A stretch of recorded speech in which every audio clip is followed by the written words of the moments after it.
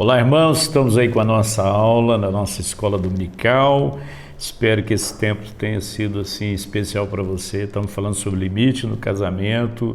Lembrando que quando falamos de limites, não estamos falando de impor limite ao outro, nem à relação, mas impor limite a mim mesmo. Muitas vezes o casamento está sendo prejudicado porque eu não imponho limites a mim mesmo. E nós falamos na aula passada, quando pensamos em impor limites, estamos falando de duas vertentes. A primeira é limites à nossa personalidade, muitas vezes o nosso caráter, né? A nossa forma de ser, aquilo que é a nossa essência está corrompida, está fragilizada, está adoecida, e nós precisamos realinhar o nosso caráter. E segundo é a forma como nós tratamos o nosso cônjuge. Muitas vezes nós nos esforçamos para ter uma relação boa, para tratar o nosso cônjuge bem, mas nós temos um defeito de caráter. O cristianismo, o evangelho, ele nos liga a Deus através da conversão. O homem, no seu espírito, ele é interligado a Deus. Nós somos reconectados com Deus no espírito através da nossa conversão. Mas a nossa alma, ela é desenvolvida processualmente. Nós vamos crescendo e vamos trabalhando as nossas deficiências. A partir do Evangelho, eu tenho condições de me moldar, de ser moldado. Então, quando a Bíblia fala de conversão, de transformação, ela fala não de forma, mas ela fala de consciência, que vai refletir na forma. Então, primeiro eu mudo a minha forma de pensar, a minha mentalidade, né? Eu sou transformado na maneira de pensar. A palavra de Deus diz que nós somos transformados pela renovação do nosso entendimento. Depois as nossas doenças entram no processo de cura, que a Bíblia chama de santificação. É quando eu vou tratando algumas áreas da minha vida que estão deficitárias. E aí entra a nossa personalidade. Então essa é a primeira vertente. A segunda é a forma como eu lido com o meu cônjuge, que é reflexo da maneira como eu lido com a minha personalidade. E nós estamos falando aqui de algumas características que mostram que a nossa alma realmente ela está precisando, a nossa personalidade está precisando de conhecer limite. Então nós falamos domingo passado, aquela coisa de querer ser Deus, de querer ter o controle, o domínio de tudo, e nós não temos esse controle, nós não temos esse domínio, essa capacidade. Nós somos criados para obediência. E a segunda é negar, é quando nós não conseguimos lidar com a verdade a respeito de nós mesmos. A mulher diz, bem, você é muito nervoso. Não sou nervoso não, eu sou tranquilo, eu sou calmo, sou controlado. Então todo mundo diz, todo mundo vê, todo mundo percebe, mas nós negamos isso. Então a negação é uma desgraça. Falamos sobre fugir, né, no relacionamento. Tem gente, toda vez que tem que tratar um problema no relacionamento conjugal, ele foge. E a mulher não sabe o que fazer, o marido não sabe o que fazer. Por quê? Porque não enfrenta a situação. É problema de caráter. Então aprendeu desde criança a fugir. Talvez porque o modelo de discussão familiar que ele carrega é deficiente. Então ele aprendeu a fugir, o pai dele fugia, a mãe dele fugia. Ou ele viu muita briga e ele falou, cara, eu não quero brigar, é melhor fugir do que brigar. Então ele entra nesse processo. Uma outra característica de uma falha na nossa personalidade é quando nós nos tornamos irresponsáveis. A gente sabe, desde Adão, desde o pecado original, o homem foge da verdade de que a responsabilidade pela sua vida cabe a ele mesmo. Então, aquela incapacidade de aceitar um não. Então, algumas pessoas simplesmente elas não sabem lidar com não. Então, isso é um indício. Eu preciso aceitar as consequências do meu problema e também as reações que eu devo ter diante dele. Às vezes até no fato de admitir as consequências eu consigo, mas ter reação muitas vezes eu não tenho, então eu preciso ter reação. O quinto ponto é quando eu me torno egocêntrico, então isso é sinal de que eu tenho um problema de personalidade. É muito natural a gente pensar na própria situação do que pensar no outro. Isso é do homem, isso é da nossa natureza humana, essa espécie de egoísmo. Agora, a própria natureza do casamento, ela é incompatível com isso, até porque o casamento é a soma, né? Os dois se tornam uma só carne, o homem e a mulher se unem para serem uma só carne. Então não tem espaço mais no casamento, na natureza do casamento, não na forma como o casal vive, mas na natureza, na essência do casamento, não tem espaço para o egocentrismo. Porque o casamento, ele expõe as nossas fraquezas e defeitos para o outro. Ninguém mais do que a minha mulher sabe dos meus defeitos, porque a gente não mente a vida inteira, a gente não omite a vida inteira. Num dado momento da relação, a gente vai sabendo exatamente qual é a fraqueza e qual é o defeito do outro. Isso não é problema. O problema não é saber, o problema é saber lidar com isso. O casamento mostra também os limites da nossa bondade e acaba com a ideia de que tudo gira em torno de nós. A gente é bonzinho, mas a gente tem aqueles momentos do casamento que o próprio cônjuge percebe que a gente não é tão bom assim. Então, algumas coisas que são importantes para a gente trabalhar essa dificuldade da nossa personalidade, seja do marido, seja da mulher.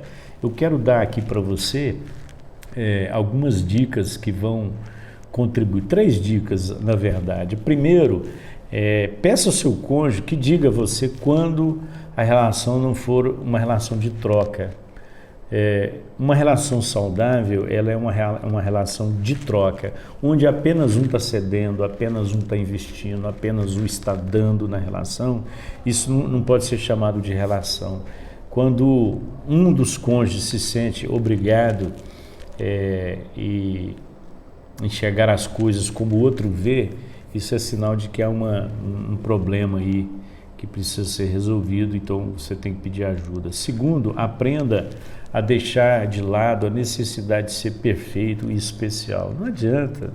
Talvez lá de trás você já carrega isso. Não, eu tenho que fazer uma comida perfeita, eu tenho que deixar a casa limpa, eu tenho que arrumar tudo, eu tenho que estar bonita, o marido tem que fazer tudo muito bem feito. Não dá, ninguém dá conta disso. Então você tem que se livrar dessa obrigação que você muitas vezes carrega de ser perfeito ou especial. E querer o que o outro sempre veja você como uma pessoa especial. Eu não sou especial para o meu marido. Tem dia que seu marido está com a cabeça em um punhado de coisa, ele não está nem lembrando de você. Tem que ser honesto. Tem 1000 coisas que ele está pensando. E ele chega em casa e ele abre a porta, você quer que ele olhe para você e veja você como a pessoa mais especial do mundo. É claro que você é especial, mas naquela hora ele pode estar com 1000 problemas na cabeça, pensando em como resolver aquilo, e naquele momento ele mal vê você ali. Eu tenho que ter maturidade para entender isso, né? E também essa coisa de ser perfeito, sair tudo bonitinho, tudo pronto. Ninguém consegue isso não. Terceiro, controle o impulso de ser bonzinho e aprenda a perdoar e a ter compaixão. O impulso de ser bonzinho, falamos na aula passada, que o bonzinho, ele acaba se vitimizando demais. Ele acaba se sentindo o superego da moralidade. Então, não é bem assim. Então, muitas vezes os amigos acabam prejudicando a vida conjugal, porque o cara fala, não sei como que você consegue viver casado com essa mulher. E aí o café, é verdade, minha mulher tem uns problemas. Aí o cara se sente o cara, né? Mas ele vai viver com o cara também, para saber se ele é esse cara tão bonzinho assim. A segunda manifestação de um problema de caráter ou de personalidade é quando a gente julga demais os outros. Cuidado com isso. Casamento, ambiente familiar, não é ambiente para ficar fazendo crítica do terceiro, julgando as pessoas o tempo todo. Nós, quando nos colocamos nessa condição de julgar, é porque a gente tem inveja. A gente só fala mal de quem a gente tem inveja. Você não fala mal de quem você sente inferior a você. De alguma forma, a pessoa da qual você está falando mal, ela gera em você algum medo, alguma insegurança, alguma superioridade. Então, mas para de julgar as pessoas, isso é deficiência da nossa personalidade. E aí tem algumas dicas interessantes. Tem pessoas que têm dificuldade em aceitar as diferenças dos outros e enxergá-las como um fator irrevogável. Não tem como, diferença existe. A última coisa que eu gostaria é que a Márcia fosse como eu jamais gostaria. Então nós somos diferentes e aí eu tenho que aceitar as diferenças, porque as diferenças em alguns momentos elas se completam, mas em outros elas se conflitam. Então, mas isso faz parte da relação e eu tenho que saber lidar com isso quando elas contribuem para melhorar a relação e quando elas conflitam na relação. E aí eu tenho que ter maturidade, mas a diferença existe. Você tem que entender e pedir o seu cônjuge que diga a você quando os seus limites de personalidade estão ferindo outros. Porque muitas vezes nós ferimos porque queremos ferir mesmo. Esse é o lado mal nosso. Mas em muitos casos nós não queremos ferir e nós ferimos sem querer. Muitas vezes a nossa palavra é dura e nós não percebemos. E aí o cônjuge tem que dar um toque. Bem, você foi muito duro com os meninos, seu filho ficou magoado com a forma como você falou. Não como você falou, mas a forma como você falou. E às vezes a gente vai fazendo isso, né? Eu me pego muitas vezes fazendo esse tipo de coisa, mas eu não tenho dificuldade não de admitir, de voltar atrás, porque é uma luta que nós temos. O amor do seu cônjuge ele vai crescer se ele conhecer as consequências das ações dele. Então, quando eu tenho consciência de consequência das minhas reações, eu cresço. Eu quero falar agora sobre a fraqueza, né? Aprenda a lidar com a fraqueza dos outros. Todos nós temos fraquezas. Alguns numa área, outros em outra, mas as fraquezas existem e eu tenho que aprender a respeitar as fraquezas. Fraquezas são limites, né? São limitações, são dificuldades. Eu posso ajudar as pessoas a vencerem as suas fraquezas, mas eu primeiro as respeito. Eu quero falar sobre limites para a nossa vontade de controlar. Todo mundo tem, fala a verdade. Nós queremos que as coisas estejam sob o nosso controle. Homem, quando pega o controle remoto da televisão, ninguém aguenta. O cara vira um Batman, um super-homem. Ele sente que ele tem o controle do mundo nas mãos dele. Ele está ali sentado e muda de canal, e até controle do portão. A gente se sente o máximo. Você apertou, o portão abriu. Então, tudo que dá sensação de controle a gente quer. De todas as características da personalidade que precisam de limites, a vontade de controlar os outros talvez seja mais importante. E como que eu vou saber se eu realmente estou tentando controlar alguém? Porque às vezes eu estou tentando e não sei. Então tem algumas indicações aí, pelo menos 3. Se estiver acontecendo no seu casamento, provavelmente você está tentando exercer algum tipo de controle sobre o seu cônjuge. Primeiro, não há respeito pela vontade do outro. Ora, gente, eu não tenho que concordar com tudo que a minha mulher pensa, mas eu tenho que respeitar o que ela pensa. Marido que faz de tudo para mudar a decisão da esposa, desconsiderando os seus sentimentos, ele não está respeitando ela. Porque às vezes a mulher está falando uma coisa, eu já estou maquinando aqui, o que eu vou contra-argumentar para convencê-la do contrário. Cuidado. Muitas mulheres, muitos homens estão feridos no casamento, não é porque você olhou para outro homem, saiu com outra mulher, não, porque você não respeitou a opinião dela. Isso é grande, isso é grave, isso é sério, porque isso numa constância, né, numa reincidência constante, isso vai acabando com o casamento, porque isso não tratado, isso vai ficando tão comum e o cônjuge vai ficando ferido por conta disso. Segundo, há castigo quando a escolha é errada. Tá vendo? Falei que você não devia ter feito, que eu não concordava. Aí o cara fica ali naquele terrorismo todo, torturando a mulher, ou a mulher fazendo isso com o marido. Falei que você não devia ter ido, por que foi? Eu acho isso tão interessante, irmãos. Muitas vezes falta as mulheres, aquilo que a palavra de Deus fala sobre a mulher sábia edifica sua casa. Tem muita mulher se comportando como uma mulher de Jó. Amaldiçoa seu Deus e morre. Né? Que desgraça é essa que você está? Na hora que o homem mais precisava de um apoio da mulher. Então, a gente erra. E mesmo que o cara está vendo, eu sabia que não ia dar certo, mas ele insistiu. Aí você tem que ter todo o controle. Chegar bem, né? Eu tinha uma percepção de que não daria certo, mas você não teve a mesma percepção. Infelizmente aconteceu, mas você é homem de Deus suficiente para saber resolver esse problema. Mas é preciso que não haja essa arma do castigo, né? O marido, ele quer fazer um programa que a esposa não gosta Então ele se faz de vítima ou diz que ela não ama e não pensa nele. Então isso é o castigo pela escolha. Não há respeito pela liberdade de escolha. Então é mais importante para o marido provar que ele está certo do que ele respeitar de fato a vontade da esposa. Então, irmãos, isso é sutil, tá? Estou falando aqui de uma coisa que é sutil. Vou caminhando para o final, vou falar sobre instrumentos de controle que a gente usa e às vezes nem sabe que está ligado ao controle. O primeiro deles é a culpa. A mensagem da culpa, ela tem a intenção de fazer o seu cônjuge sentir-se responsável pelo seu próprio bem-estar. Olha isso, gente. Como que isso é sutil, né? A outra arma que a gente usa, instrumento, é a raiva. Quando um cônjuge quer uma coisa e o outro não, normalmente a parte que sai perdendo fica com raiva. Então ela não vai fazer o que eu quero, aí o cara vai, emburra lá, fica no canto dele, alimentando aquela raiva. E terceiro, vem o ataque aos limites do outro. Basta um dizer não para que o outro comece a insistir sem parar. É muito interessante, isso é muito comum com criança, né? Eu já fui vencido pelo cansaço quando os meninos eram pequenos. Não vou dar não. Não, pai, dá, pai, não. Não, filho, não vou. Não, pai, mas dá, tá. E só para não ficar ouvindo aquilo mais, para descansar a cabeça, eu acabava cedendo. Mas isso é coisa de menino, né? Um menino com um adulto.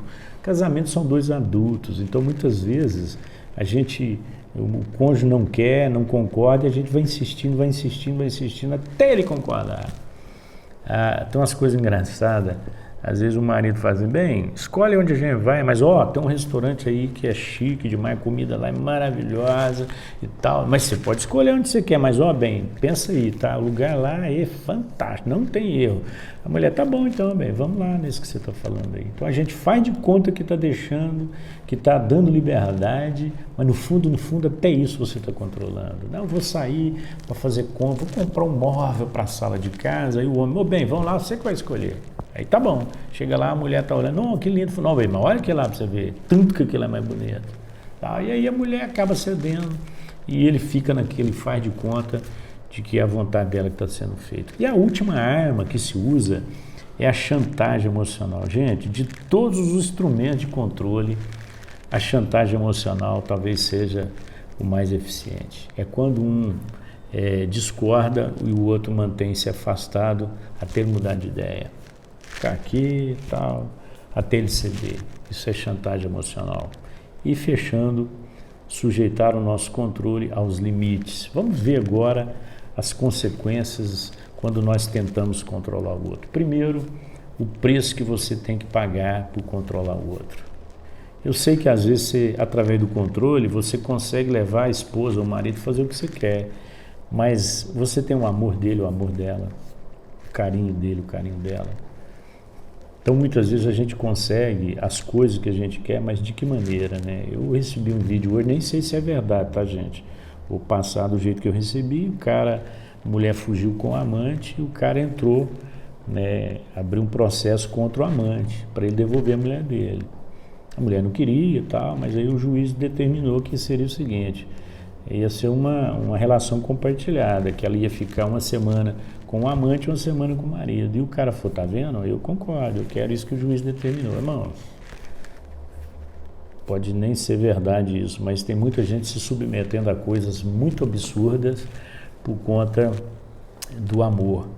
Então, veja o preço que às vezes você vai pagar por tentar controlar a outra pessoa. Não queira uma relação assim. Eu estou tratando de um casal que está separando e brigando pela guarda da filha. Eu falei, menina tem uma idade de poder definir, eu acho que é isso que vai acontecer, mas é muito ruim, né? Porque ter a pessoa do seu lado, porque foi determinado que ficasse, é muito ruim, né? Então, acho que não é uma coisa legal, não. É bom que a pessoa queira estar com você, é o melhor. Saiba perder. É muito sério isso. Muitas vezes a gente não sabe perder. A gente quer ganhar sempre.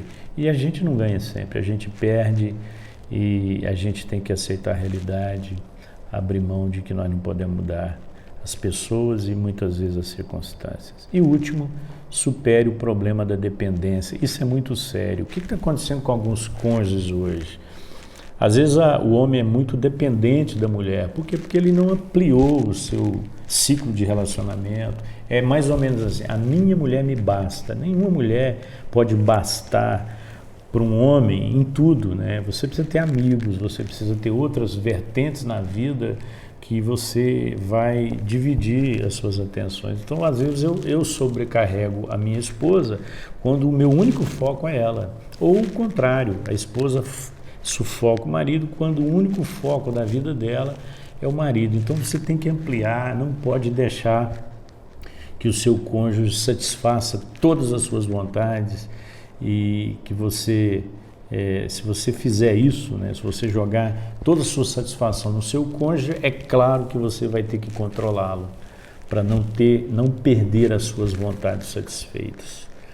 Deus abençoe você, espero que essa aula te ajude a repensar os seus limites, a tratar a sua personalidade, a descobrir se você é ou não é um controlador na relação. Deus abençoe. Hoje à noite teremos o nosso culto especial, teremos a posse dos oficiais, teremos a ordenação de oficiais, teremos batismo e profissão de fé. Vai ser uma festa muito bonita e você não pode perder. Um abraço, Deus abençoe.